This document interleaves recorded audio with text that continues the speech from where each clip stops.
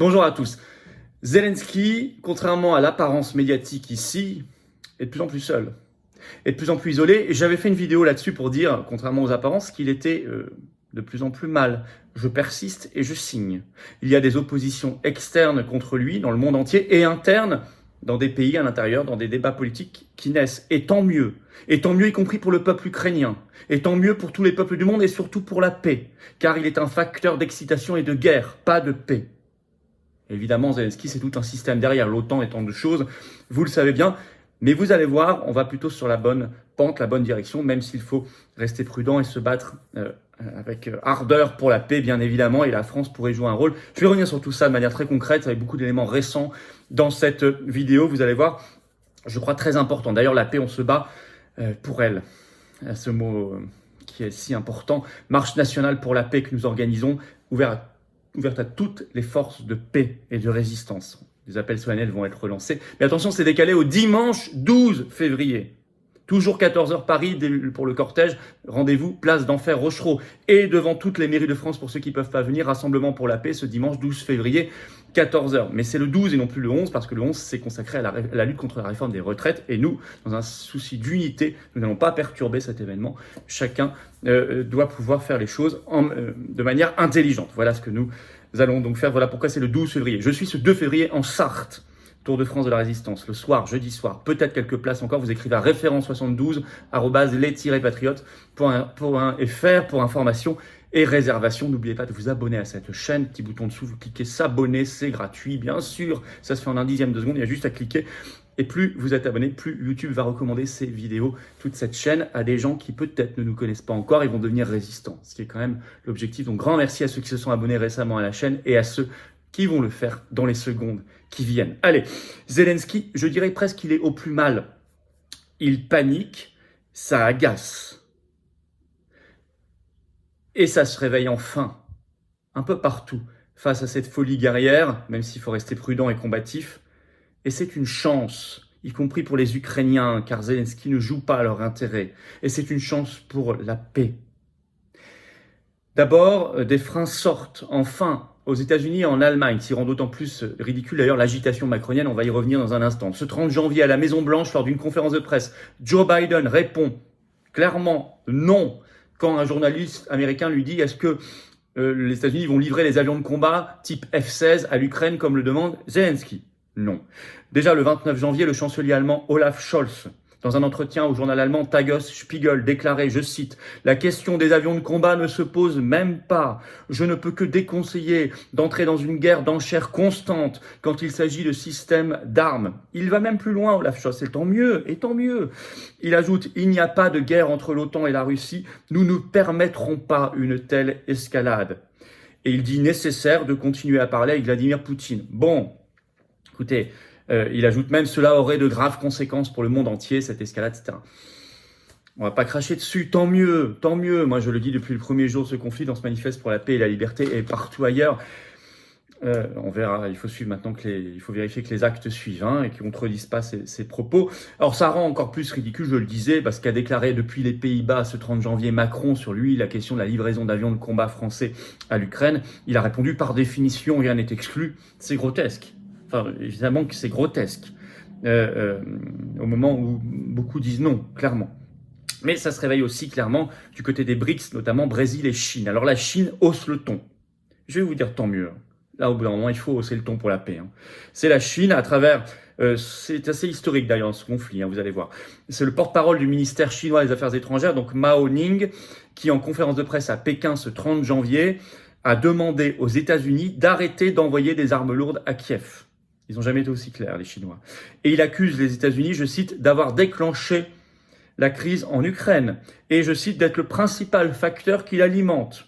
À tel point que Marianne, dans un article ce 30 janvier, écrit « Pour la première fois depuis le début de la guerre en Ukraine, la Chine s'est positionnée en faveur de la Russie. » Je dirais surtout en faveur de la paix, parce qu'effectivement, les livraisons d'armes et le rôle de faucons américains, que je ne confonds pas avec le peuple américain, bien sûr, et même des opposants aux États-Unis qui veulent la paix comme nous, est évidemment un rôle de guerre, un rôle d'excitation vers la guerre.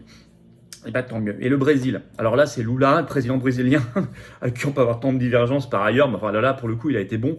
Il a mouché Macron. Mais alors, c'est rapporté par le journal brésilien Brasil247.com. Ce 26 janvier, il y avait une conversation téléphonique entre Lula et Macron. Et Macron a demandé, est-ce que le Brésil va livrer des armes à l'Ukraine? Et le président brésilien lui a répondu non. En disant cette phrase, écoutez bien, la guerre du Brésil est contre la pauvreté, pas contre la Russie. Clair et net. Voilà.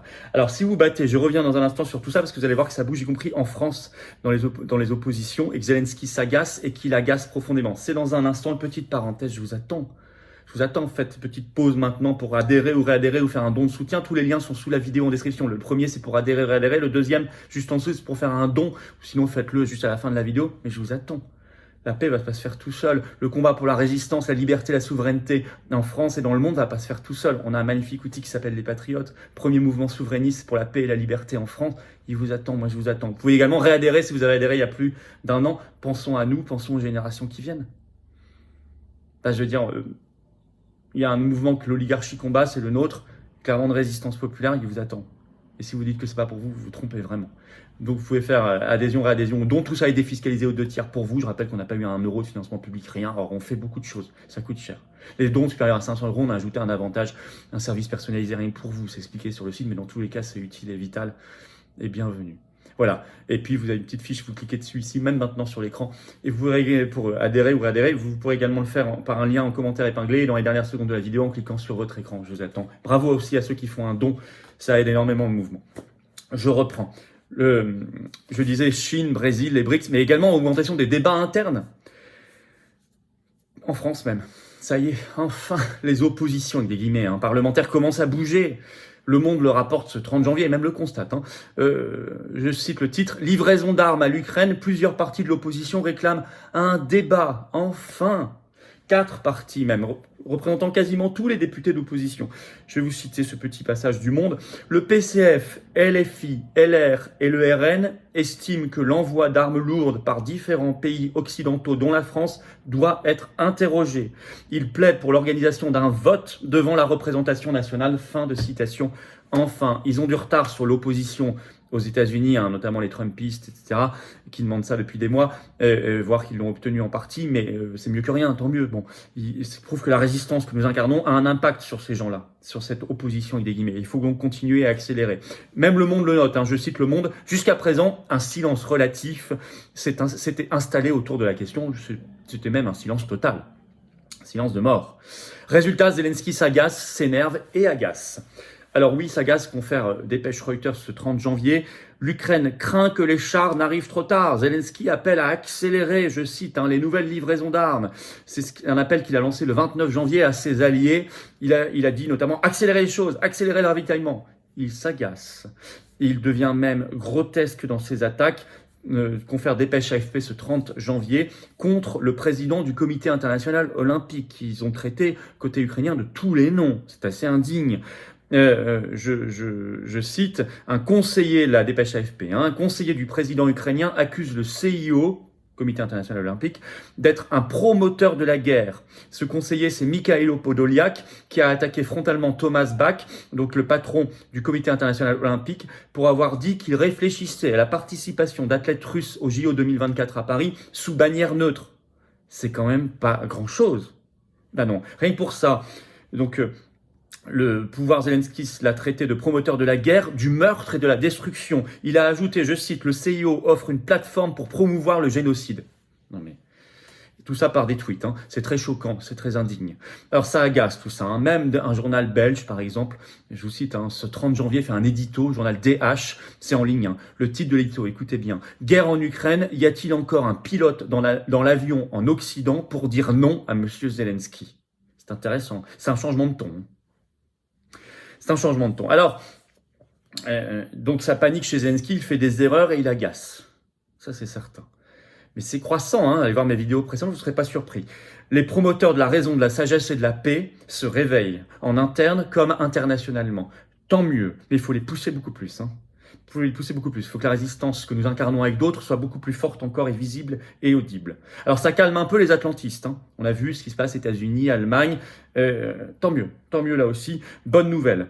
Il faut continuer à faire pression pour la paix. Et la France pourrait jouer un rôle magnifique si la France était libre, indépendante, sortie de l'Union européenne, sortie de l'OTAN notamment, sortie de l'atlantisme. Elle pourrait jouer un rôle de rééquilibrage et de sagesse et de paix magnifique. Il faut pousser évidemment en ce sens. Voilà, on va pousser lors de la marche nationale pour la paix dimanche 12 février, décalé parce que le 11 c'est les retraites. Hein. Mais venez très nombreux, covoiturage de toute la France, de partout. Marche nationale pour la paix, rendez-vous dimanche 12 février, 14h, Paris d'Enfer Rochereau. Pour ceux qui pourront vraiment pas venir, il y a des rassemblements devant les mairies de France. Vous contactez votre référent départemental des Patriotes ce dimanche 12 février à 14h également partout en France pour la paix. Évidemment, continuez de vous abonner à la chaîne, petit bouton dessous, cliquez s'abonner, c'est fait, c'est instantané, c'est gratuit. Plus vous êtes abonné, plus les vidéos sont recommandées. Même si vous n'avez pas l'habitude de vous abonner à des chaînes sur YouTube, faites peut-être une petite exception. Je vous en remercie en tout cas énormément, bien évidemment. Et je vous attends, patriotes, je vous attends. Vous pouvez adhérer, réadhérer, je vous l'ai dit, c'est le premier lien sous la vidéo en description. C'est un lien également en commentaire épinglé ici dans quelques secondes en cliquant sur l'écran. Vous avez le choix. Vous pouvez faire un don, c'est le deuxième lien sous la vidéo en description. Tout ça est défiscalisé aux 2 tiers, aux 2 tiers, aux 2 tiers pour vous. D'autant que les balances fiscales ont été remises à zéro à partir du 1er janvier 2023. C'est quand même pas mal, il faut en profiter et ça sera très bienvenu parce que notre mouvement doit être fort face à l'oligarchie, il doit pouvoir se financer sans aucun financement public pour l'instant, ni d'aide des banques. Bravo aux donateurs, aux réadhérents, bienvenue aux nouveaux adhérents patriotes. Vive la France!